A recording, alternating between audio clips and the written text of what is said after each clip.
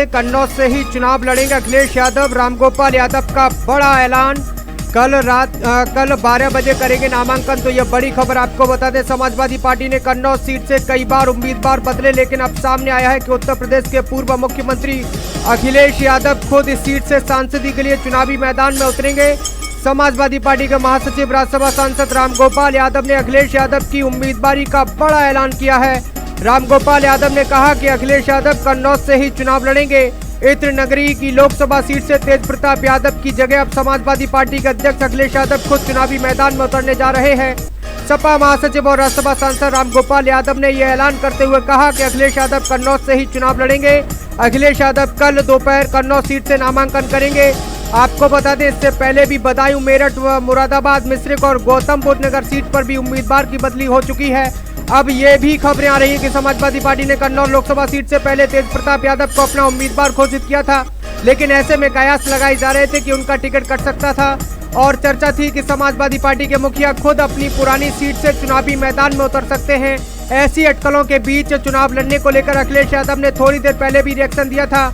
आपको बता दें, अखिलेश यादव ने कन्नौज से जुड़ी संभावनाओं पर बात करते हुए कहा था कि कन्नौज की जनता जो कहेगी वो मैं करूंगा। सूत्रों का कहना था कि कन्नौज में समाजवादी पार्टी के कार्यकर्ता तेज प्रताप यादव के नाम को स्वीकार करने को तैयार नहीं थे।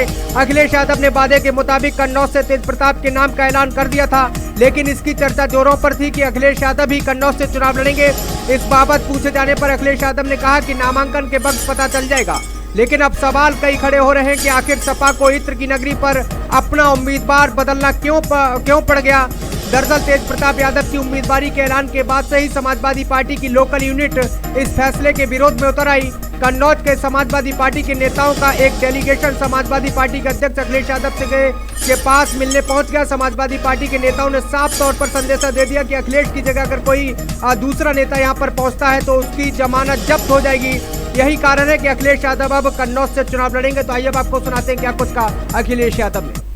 के बाद जो भाषा बदली है और भारतीय जनता पार्टी का चाहे वो नेतृत्व हो और चाहे छोटा कार्यकर्ता हो, उनकी किस तरीके से भाषा बदली है।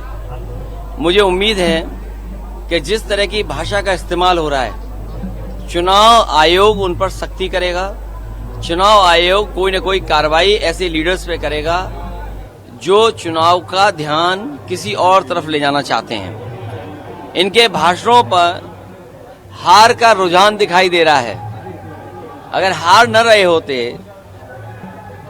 तो ये भाषा होती, और जिन्हें 400 पार का नारा देना था वो आज क्या कह रहे हैं। जिन्होंने 400 पार का नारा दिया उनकी भाषा क्या है। तो इसका मतलब ये है कि कहीं ना कहीं भारतीय जनता पार्टी के अंदर घबराहट है। किसान, नौजवान, व्यापारी और आम जनता इनके खिलाफ